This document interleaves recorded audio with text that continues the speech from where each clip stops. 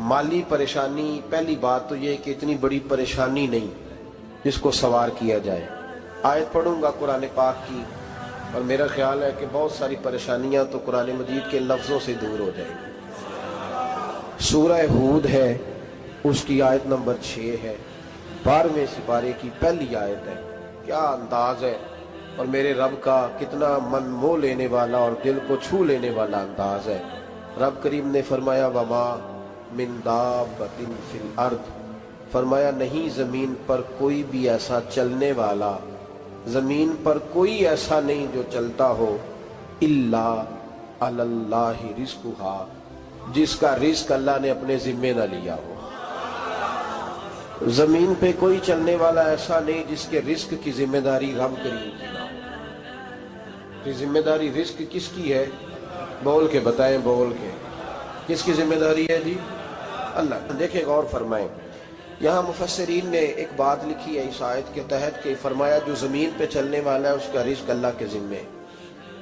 फरमाते हैं कि ये अल्लाह ने हमारी अकल के मुताबिक हमसे बात की, वरना आसमानों में जितनी मखलूक है रिस्क उसका भी अल्लाह के जिम्मे ही है। यहाँ जो फिल अर्द के लफ्ज है जमीन पे, वो हमें समझाने के लिए कि तुमने तो सिर्फ ये दुनिया देखी है ना, तो जिसको तुमने देखा है वो सब खाते अल्लाह का दिया हुआ ही है। तो जो हमने देखा था रब करीम ने उसके मुताबिक हमें समझा दिया। फरमाया कुछ तो तुमने देखे ही नहीं, चलो उनकी तुमसे बात नहीं करते, पर जो तुमने देखे हैं उन सब का रिस्क किसके जिम्मे है? अल्लाह के। मेरे रसूल करीम सैयद आलम सल्लल्लाहु ताला अलैहि वसल्लम कुरान मजीद की जब तर्जुमानी करते, वजाहत करते, तो महबूब पाक सल्लल्लाहु अलैहि वसल्लम भी कोई इश्काल रहने नहीं देते थे, कोई इश्काल नहीं रहने देते थे। मेरे महबूब करीम अलैहिस्सलातु सलाम ने फरमाया अल्लाह पे भरोसा रख के सवेरे निकल जाना रिस्क की तलाश में। किस पे भरोसा रखना है? निकलना तुम्हारे जिम्मे है। ये ना कहना कि घर बैठूंगा तो यही आएगा, निकलना तुम्हारी जिम्मेदारी है। जितनी जिम्मेदारी है वो पूरी करना। अल्लाह पे भरोसा करके निकल जाना तुम्हारी जिम्मेदारी है। रब का जिम्मा है तुम्हें रिस्क देना, वो जरूर तुम्हें रिस्क पहुंचाएगा। या रसूल अल्लाह सल्लल्लाहु अलैहि वसल्लम किस तरह पहुंचेगा? तो जरा हुजूर के लफ्जों का हुस्न भी देखिए।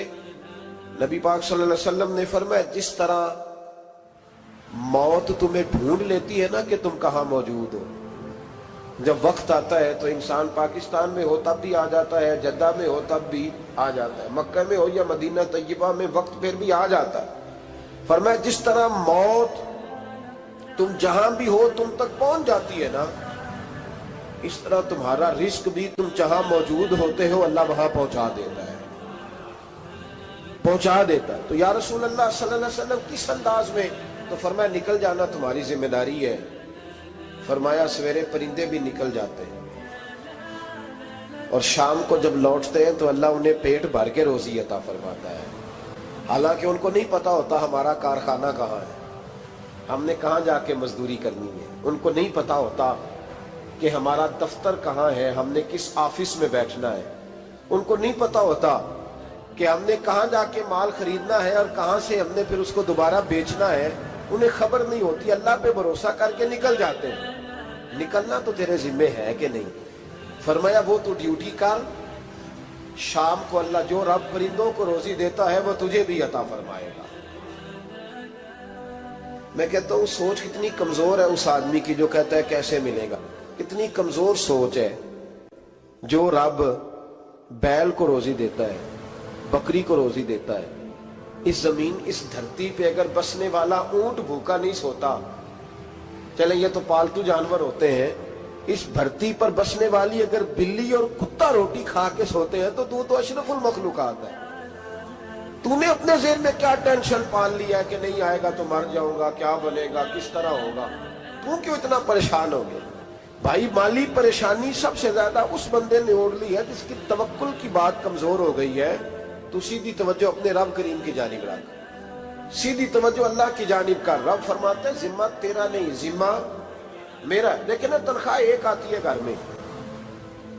जब एक बच्चा होता है तो तब भी काम चलता है, जब अल्लाह 2 बच्चे दे दे फिर भी उस तनख्वाह से काम चलता है, जब 3 हो जाए फिर भी चलता है, जब 4 हो जाए। नहीं आप ना भी बोले तो बात तो सही है, बहरहाल काम फिर भी چلے اسی تنخواہ میں سے جب بندہ بڑے بیٹے کی شادی کر کے بہو بیاہ کے لے آئے تو پھر بھی کام چلتا ہے، اور جب اس بیٹے کو اللہ بچے عطا کر دے تو اسی گھر میں، اسی آنگن میں، اسی چھت کے نیچے کام چلتا ہے۔ تو پھر تو مان جانا کہ چلانے والا تو نہیں، چلانے والا کوئی اور ہے۔ پھر تو مان جا کہ چلانے والا کوئی تو اس وقت جب تنخواہ تیری لگی تھی تو کہتا تھا ابا ابھی میری شادی نہ کر، میں بیوی کو کیسے کھلاؤں گا؟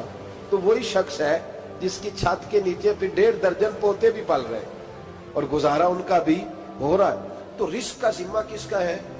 اللہ کا، اللہ کا ذمہ۔ اب ہمیں پتہ ہے پہلی بات تو پریشانی اس لیے اتار دینی چاہیے کہ ذمہ ہمارا ہے ہی نہیں۔ اب دوسری بات یہ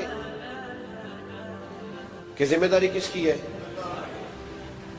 اللہ حکیم بھی ہے اور علیم بھی ہے، حکیم بھی ہے اور جانتا بھی ہے، اور اسے پتہ بھی ہے کہ دینا کس طرح ہے۔ اب ہم پتہ کیا کہتے ہیں؟ کہتے ہیں وہ جو بندہ پجاروں میں بیٹھا ہے وہاں اسے نہیں بیٹھنا چاہیے تھا، اور میرا حق تھا۔ تجھے زیادہ پتہ ہے کہ اللہ کو؟ بول کے بتانا کس کو پتہ زیادہ ہے؟ کیوں جی؟ تو آپ اصل ٹینشن پتہ کب لگتی ہے؟ جب بندے کہتے ہیں نہیں وہ پجاروں میری تھی، میرا حق تھا۔ وہ جب گزرتی ہے نا پاس سے مہران کے تو مہران والا ٹینشن بڑی لیتا ہے، حالانکہ اللہ کو زیادہ پتہ ہے کہ وہ حق۔ ایک بات اپنے ذہن میں یاد رکھ لے، رٹ لے کہ جو میرے لیے بہتر تھا میرے رب نے مجھے دے دیا، تو بات ختم ہو گئی۔ بس وصل اچھا ہے نہ فراق اچھا ہے، یار جس حال میں رکھے وہی حال اچھا ہے۔ بس جو میرے حق میں بہتر تھا میرے رب نے مجھے، مسئلہ یہ ہے کہ تو اس پہ راضی ہونے کو تیار نہیں۔ حضرت علی کرم اللہ تعالیٰ وجہ الکریم نے میرے نبی پاک کی ایک حدیث بیان کی ہے، اور جناب علی جب یہ حدیث بیان کیا کرتے تھے تو حضرت مجاہد فرماتے ہیں یوں لگتا تھا کہ جیسے حضرت علی ہمیں ہر پریشانی سے نکال رہے۔ مولا علی شیر خدا رضی اللہ تعالیٰ عنہ فرماتے ہیں کہ مجھے میرے نبی پاک صلی اللہ علیہ وسلم نے ایک طریقہ دیا تھا ٹینشن فری ہونے کا۔ آپ فرماتے ہیں مجھے تو بڑا راس آیا ہے، تم بھی اگر کر لو گے تو تمہیں بھی فائدہ دے گا۔ کہا وہ کیا؟ حضرت علی کہنے لگے محبوب علیہ السلام نے فرمایا تھا لوگوں تم اللہ کے دیے ہوئے تھوڑے رزق پہ راضی ہو جاؤ، وہ تمہاری تھوڑی عبادت سے تم سے راضی ہو جایا کرے گا۔ بس تم 2 نفل بھی پڑھو گے تو اللہ راضی ہو جائے گا، تم 1 رکوع بھی سویرے اٹھ کے پڑھو گے تو وہ راضی ہو جائے گا، وہ تمہارے 313 درود شریف سے راضی ہو جائے گا، تم اس کے دیے ہوئے تھوڑے رزق سے راضی ہو جائے۔ ٹینشن اس لیے ہوتی ہے کہ ہم راضی نہیں جو اس نے ہمیں دیا ہے۔ وہ حال میں مزید کی جو دوڑ ہے نا، حال میں مزید کی، بے قدرہ کچھ قدر نہ جاتی، کیتی خوب تسلی ہو، دنیا دار پجاری زردے، کتیاں دے گل ٹلی ہو، بک بک روشن اکھیاں تکیو ویک حویلی کلی ہو، تے کوچ نصیر اساں جد کیتی پہ جانی تھر تھلی ہو۔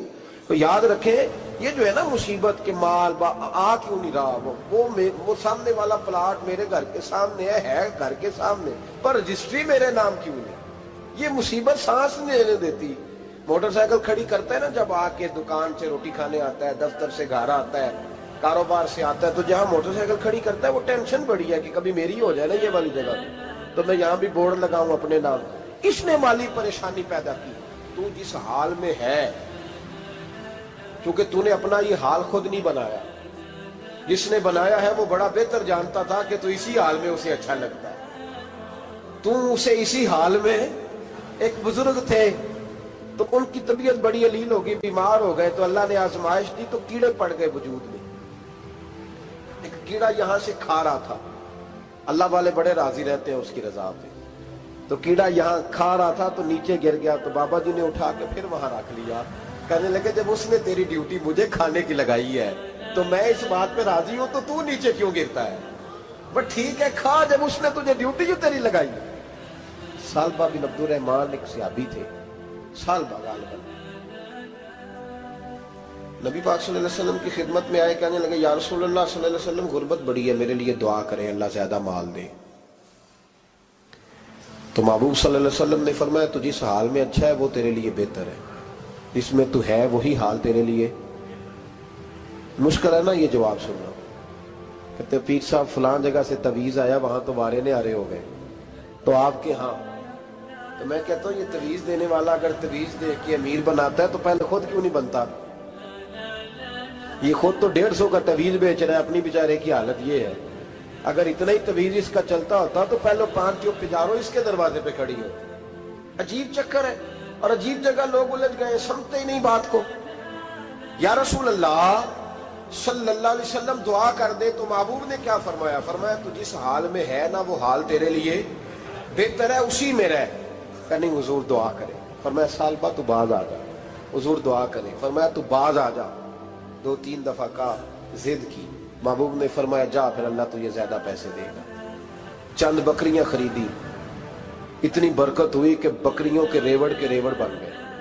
پھر کچھ بکریاں بیچ کے گائے خرید لی, ان کے بھی ریوڑ ہو. پھر کچھ اونٹنیاں لے لی, ریوڑ ہی ریوڑ. پہلے 5 وقت مسجد میں آتے تھے, اب فجر اور عشاء رہ گئی. پھر مال زیادہ ہوا تو مدینے شہر میں کوئی جگہ ہی نہیں, مدینے سے باہر حویلی خریدی, پھر جمعہ ہی رہ گیا. جمعے کے جمعے آتے. زکوٰۃ کا حکم آیا. میرے نبی کریم علیہ السلام نے حضرت ابو ہریرہ کو بھیجا. فرمایا جا اسے کہہ تیری زکوٰۃ بنتی ہے 2.5%. 10 کروڑ روپیہ ہو تو کتنی زکوٰۃ بنتی؟ بھئی 1 کروڑ کی 2.5 لاکھ ہوئی نا, تو 10 کروڑ کی کتنی ہوئی؟ تو بڑی مصیبت ہے جب بینک سے میسج آتا ہے نا کہ 25 لاکھ نکل گیا تیرے اکاؤنٹ سے. بہت بڑی مصیبت, بڑی ٹینشن ہوتی ہے. ایک صاحب میرے پاس آئے, ان کی زمین اچانک مہنگی ہو گئی. اچانک پہلے کچھ 15-16 لاکھ کی ایکڑ زمین تھی, پھر وہ کروڑ کی ہو گئی. تو میرے پاس آئے, کہنے لگے وہ 10 کروڑ روپے بنتے ہیں تو زکوٰۃ. تو میں نے کہا آپ نے کیا کیا؟ زری زمین پہ عشر آتا ہے, اس پہ زکوٰۃ نہیں آتی, تو آپ نے کیا کیا؟ کہنے لگے وہ کچھ سوسائٹی کے رول کے مطابق میں نے فائلیں وغیرہ لے لی ہیں, اب میں نا کبھی موقع آئے گا تو ان کو بیچوں گا. تو میں نے کہا اب تو آپ کا یہ مال ہو گیا بزنس کا, تو اب تو اس پہ زکوٰۃ آئے گی. 10 کروڑ پہ جب 25 لاکھ سنا تو کہنے لگے فوراً دینی پڑتی ہے کہ تھوڑی تھوڑی سے بھی کام چل جاتا ہے. تو میں ان کا چہرہ دیکھنے لگا. میں نے کہا نہیں وہ تو آپ کو پتا ہے. ویسے حضرت عمر فرمایا کرتے تھے بانٹ کے نہ دو, کوشش کرو کسی ایک کو دو, چلو کسی کا تو کچھ بن جائے. تو ایک کو دینی چاہیے. کہنے لگے تو مطلب یہ ایسا ہی حکم ہے؟ میں نے کہا آپ کسی اور سے تحقیق کر لیں. اب یہ بھائی لیتے وقت نہیں تجھے ٹینشن ہوئی کہ 15 لاکھ کا کروڑ ہو گیا, تو اس وقت نہیں تو نے کہا کہ یا اللہ, تو یہ کیسی سوچ ہے مسلمان؟ کس طرح کا اس کا؟ ہمارے ہاں جب کسی آدمی پہ حالات خراب ہوتے ہیں نا, تو سب سے پہلے وہ اس طرح کرتا ہے کہ جو میں کہیں اللہ کے رستے میں دیتا ہوں پہلے اسے بند کروں. جس رستے تجھے آ رہا تھا پہلے تو نے وہ رستہ بلاک کیا. حضرت اسماء بنت ابی بکر صدیق کہتی ہیں میں حضور کو مسجد کے لیے, ادارے کے لیے, صحابہ صفہ کے لیے کچھ دے رہی تھی, تو میں نے گننا شروع کیا تو حضور مسکرانے لگے. حضور مسکراتے کیوں ہیں؟ تو فرماتے لگی, محبوب فرمانے لگے اسماء اللہ کے رستے میں گن گن کے نہ دیا کر, ورنہ وہ بھی تجھے گن گن کے دے گا. تو اس کے رستے میں بے حساب دے, وہ بھی تجھے بے حساب ہی عطا فرمائے. لیکن پہلے یہ والا پہلے دروازہ بند کرو, یہاں سے پیسے ختم ہو رہے ہیں. تو اس طرح کرنا بھائی. اس دفعہ سوٹ ذرا گرمیوں والے نہ خرید, لیکن جو تو اللہ کے رستے میں دے رہا ہے اسے دیتا رہے. لیکن ہم اپنا نقصان کرتے ہیں, زیادتی کرتے ہیں اپنے ساتھ. میں نے آپ کو پہلے بھی بتایا تھا پیار کی بولی ہے, پھر بولتا ہوں. ایک بڑے بڑے پیار والے دوست ہیں, ایک دفعہ مجھے کہنے لگے کہ آپ کئی دفعہ اعلان کرتے ہیں تو مجھے اچھا نہیں لگتا, اور آپ ادارہ بھی بہت زیادہ بننے والا ہے, بڑی چیزیں میں دیکھتا ہوں جو ہوں تو بڑا نظام اچھا ہو جائے, آپ دعا کریں اللہ مجھے پیسے دے تو میں بڑے سارے خرچ کروں گا اس کے راستے میں. تو میں نے کہا یا اللہ اسے 10 کروڑ دے, یہ 9.5 کروڑ تیرے راستے میں دے دے گا. تو چپ کر گیا, جس طرح آپ نہیں کر گئے سارے, چپ کر گیا وہ بھی. اس نے کہا جی نہیں جی انشاءاللہ کریں گے. تو میں کیا پلیا جی تے دعا پہ ہوں دیا, ابھی تو وہ آئیں گے تو تب دیکھی جائے گی. تو یہیں اڑ گیا, یعنی 9.5 کروڑ اللہ کے راستے میں خرچ کرنے کی دعا پہ بھی آمین کوئی نہیں کہتا کہ چلو آمین نہیں کہہ دیں. تو میں کہا تینوں تے 50 لاکھ بچتا سی پیا, لیکن تو اس سودے پہ تیار ہے. جب یہ سوچ ہوتی ہے, یہ غلط سوچ ہے.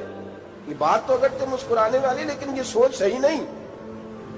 حضرت عثمان غنی رضی اللہ تعالیٰ عنہ کہتے ہیں جس وقت نبی پاک صلی اللہ علیہ وسلم نے اعلان کیا نا جنگ کے موقع پر کہ 800 سپاہیوں کا خرچہ چاہیے, کہتے ہیں میرے پاس 600 کا تھا.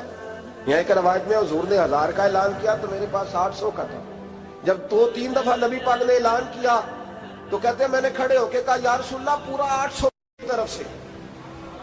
کہتے میں نے 200 سپاہی کا خرچہ ادھار اٹھایا لیکن پورے 2 مہینے نہیں گزرے تھے، رب کریم نے مجھے کئی گنا کر کے پیسے واپس عطا فرما دیے۔ پر بات تو یہ ہے کہ تیری وہاں لو لگی ہو، تو تجارت کرتا ہے ان لوگوں کے ساتھ جو کیا دے سکتے۔ تو سالبہ کے پاس حضور نے پیغام بھیجا، پہلے تو کہا تیرے لیے بہتر نہیں مال، جب اصرار کیا تو بڑی برکت ہو گئی، بڑا آیا تو فرمایا زکوٰۃ دے، 2.5 زکوٰۃ ہے۔ جب سوچا کہ 5 اونٹوں پہ ایک بکری جائے گی اور بڑا سارا مجھے دینا پڑے گا، اب جب غور کیا تو یہ تو نہ کہا کہ میں نہیں دیتا۔ حضرت ابو ہریرہ سے کہنے لگے نبی کریم علیہ السلام کی خدمت میں عرض کرنا کہ میں خود آؤں گا۔ حضرت ابو ہریرہ نے آ کے عرض کی یا رسول اللہ صلی اللہ تعالی علیہ وسلم، حضور وہ کہتے تھے میں خود آؤں گا، تو کہتے ہیں محبوب نے ٹھنڈی سانس لی، فرمایا اسے کہا تھا کہ تیرے لیے مال بہتر نہیں، اب ہلاک ہو گیا، ہائے افسوس ہلاک ہو گیا۔ ان کو بھی تھوڑی دیر کے بعد احساس ہوا کہ یہ میں نے کیا کیا، نبی پاک کو ہی کہہ دیا نہیں ہے، حضور کو کہہ دیا بعد میں آؤں گا۔ اب دوڑے آئے، عرض کی حضور میں سارا کچھ لے کے آئے ہوں، قبول کر لیں۔ محبوب نے فرمایا گویا بلال حبشی کی خشک کھجور بھی قبول ہے، اور صہیب رومی ایک اٹی بان کی لائے تو وہ بھی قبول ہے، اور عمار بن یاسر اور مصعب بن عمیر اگر 2 دینار دے جائیں اور کوئی پرانا جوڑا کسی سپاہی کے لیے چھوڑ جائے تو وہ بھی قبول ہے، لیکن تو اپنا لاکھوں لے کے چلا جا، تیرا کوئی نہیں قبول، معاف کر دے۔ فرمایا جا معاف کیا، پر پیسے لے کے نہ آنا۔ اگلے سال پھر آئے، بندے ہوئے ہاتھ ہیں، محبوبہ میں دولت کا کیا کروں گا، آگ لگانی ہے، قبول کر لے۔ فرمایا تو لے جا، تیرا نہیں قبول، گرا جو ان کی نگاہ سے وہ سنبھل نہیں سکتا۔ حضور نے وصال ظاہری کیا تو جناب صدیق اکبر کے پاس آئے، لاکھوں کا مال، ابو بکر قبول کر لو، تو جناب صدیق اکبر کہنے لگے اس کا کر لو جس کا نبی نے نہیں کیا، چل جا کوئی نہیں چاہیے۔ حضرت عمر کے زمانے میں قحط پڑ گیا، بارشیں نہیں ہوتی، غلہ نہیں ملتا، حالات خراب ہے، مالی طور پہ بحران آ گیا، غربتیں، مجبوریاں، تکلیفیں، آ کے روئے، عمر میرا قبول کر لو، مجھے معافی تو مل گئی تھی نا۔ فرمایا معافی اپنی جگہ پہ، پر جس کا مصطفیٰ نے قبول نہیں کیا۔ بہت سارے لوگوں کو پتہ ہی نہیں کہ ان کا قبول ہی نہیں ہوا، اور وہ الجھے ہوئے، انہیں خبر ہی نہیں کہ اصل بات کیا ہے۔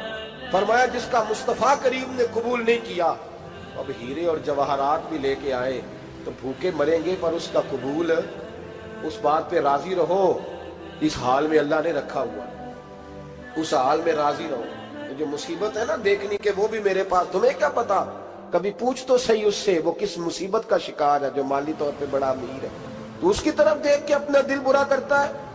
بس جس حال میں رب نے رکھا ہے اس حال میں رہ۔ حضرت عثمان غنی کے زمانے میں تو وہ وصال کر گئے، لیکن بھائی تو جس حال میں تیرا رب تجھے رکھتا ہے اس حال میں رہ، تیری مالی پریشانیاں ختم ہو جائیں۔ میں نے پہلے بھی شاید آپ کو ایک دفعہ کہا تھا، میں تعلیم سے فارغ ہوا تو میرے ایک استاد اور میرے کچھ دوست کہنے لگے افریقہ آ جائیں آپ، بھائی بہت بڑا ادارہ ہے، اس کو چلائیں، اس کو سنبھالیں۔ میری والدہ سے میں نے کہا، کچھ طبیعت ہوتی ہے نا انسان کی، میرا بھی دل لگ گیا۔ میری اماں پڑھی نہیں تھی لیکن اللہ نے دانائی بڑی عطا فرمائی تھی، حکمت بڑی تھی، سیانی بڑی تھی۔ تو میں نے کہا اماں جی وہ مجھے ساؤتھ افریقہ کی دعوت ہو رہی ہے تو آپ کیا کہتی ہیں؟ تو اٹھ کے میرے پاس آ گئی اور مجھے انہوں نے اپنے بازوؤں میں لے لیا، پھر میرا ماتھا چوما، کہنے لگی پتر میں تے وال بھی نہ پوٹ کے دیوا کسی نے، ہم نے دولت کا کیا کرنا، تو اللہ کا نام لے کے کہیں بیٹھ جا، رب کریم رون کے لگا دے گا، خیر ہو جائے۔ تو میرے بھائی یاد رکھیں ان چیزوں سے تھوڑا سا دیکھیں نا، قناعت کریں، جو اللہ نے دیا اس پہ راضی ہو جائے، اللہ بڑا مہربان ہے، وہ آسانیاں کر دیا کرتا ہے۔ تو یاد رکھیں میرے رسول کریم علیہ السلام نے ایک تو ہمیں درس یہ دیا ہے کہ تو سمجھ جا، قرآن نے ہمیں بتایا ہے کہ روزی تیری ذمہ داری نہیں، روزی کس کی ذمہ داری ہے؟ اللہ کی۔ اور دوسری بات یہ کہ جو اللہ نے تمہیں دیا ہے اس پہ تو راضی ہو جا، تیری مالی پریشانیاں ختم ہو جائیں۔ اور پھر حضور صلی اللہ علیہ وسلم نے فرمایا مذہبی طور پر جب دیکھو تو آگے دیکھو، اور دنیاوی طور پر جب دیکھو تو پیچھے دیکھو، پریشانی ختم ہوگی۔ مذہبی طور پر جب دیکھو، جو 5 نمازیں پڑھتا ہے وہ تہجد پڑھنے والے کو دیکھے، اور جو تہجد پڑھتا ہے وہ اشراق چاشت پڑھنے والے کو دیکھے، اور جو بندہ اشراق اور چاشت پڑھتا ہے پھر اس کو دیکھے جو سارا دن مصطفیٰ پہ درود پڑھتا ہے۔ ऊपर ऊपर देखे कि मैंने और नेक होना है और नेक, और जब माली मामला है तो फिर नीचे देख। अगर तू बैठा ना पजारों पे तो फिर टूडी वाले पे नजर कर, उसका क्या हाल है। और अगर तू वहां बैठा है तो देख मेहरान वाला भी तो गाड़ी चला ही रहा है, और अगर तू वहां है तो मोटरसाइकिल वाला देख, और तू वहां है तो फिर साइकिल वाले पे नजर, और अगर तू साइकिल वाला है तो पैदल वाले को देख, अगर तू किराए के मकान में रहता है तो फिर झोंपड़ी वाले को देख, और अगर तू झोंपड़ी में रहता है तो फिर भी परेशान ना होना। कुछ ऐसे भी हैं जिन्हें झोंपड़ी भी नसीब नहीं, जो सड़क पर लेटे हुए। और अगर तू तंदुरुस्त है ना तो कभी जाके अस्पताल में देख हाल क्या है, लोग किस हाल में है। तो हम शुक्र नहीं अदा करते, उसका नुकसान क्या होता है, नेमतें चली जाती हैं। अल्लाह फरमाते हैं लाइन शकर तुम लाज़ीदन्नकुम, तो शुक्र अदा कर मैं नेमतों में इजाफा कर दूंगा। तो भाई माली परेशानी का तीसरा सबब यह है कि हम देखते हैं माली तौर पर ऊपर, तो फिर हमें तबीयत बिगड़ती है। और फिर माली परेशानियों के कुछ और असबाब भी हैं। इमाम शाफी फरमाते हैं जिन घरों में लोग फजर की नमाज के वक्त सोए होते हैं उन घरों में रिस्क नहीं आता। आप फरमाते हैं फजर का वक्त अल्लाह के देने का वक्त है, उस वक्त अल्लाह बांटता है। हुजूर सल्लल्लाहु अलैहि वसल्लम का फरमान है ना हदीस में कि तहज्जुद के वक्त अल्लाह पहले आसमान पे नुज़ूल जलाल फरमाता है जो उसकी शान के लायक है तहज्जुद के वक्त, और वो कहता है मांगो मैं तुम्हें अता करूंगा। लेने की बारी आए तो बंदा समेट समाट के अंदर घुस जाए। हमारे यहाँ ये होता है कि शाह के बाद बच्चे बैठते हैं मोबाइल लेके, तहज्जुद का वक्त आता है तो उनकी आंखें बंद होनी शुरू होती। तो लेने के वक्त तो तू सोया था, तेरा मसला कैसे हल होगा भाई। जब कोई आदमी खैरात बांट रहा हो तो जो प्याला पीछे कर ले उसे मिलेगा। कहते उस वक्त आना जब मैं बांट रहा था, अब तो किधर आ गया है। मिसाल दे रहा हूं, तो फजर का वक्त मांगने का है, तो सारी रात तो गुजर गई गेमें खेलते टीवी देखते, और जो लेने का वक्त था तू सो गया। रब रब कर दे बुढ़े हो गए अते मुल्ला पंडित सारे, रब दा खोज खुरा ना लब्बा अते ना कीते बई नजारे।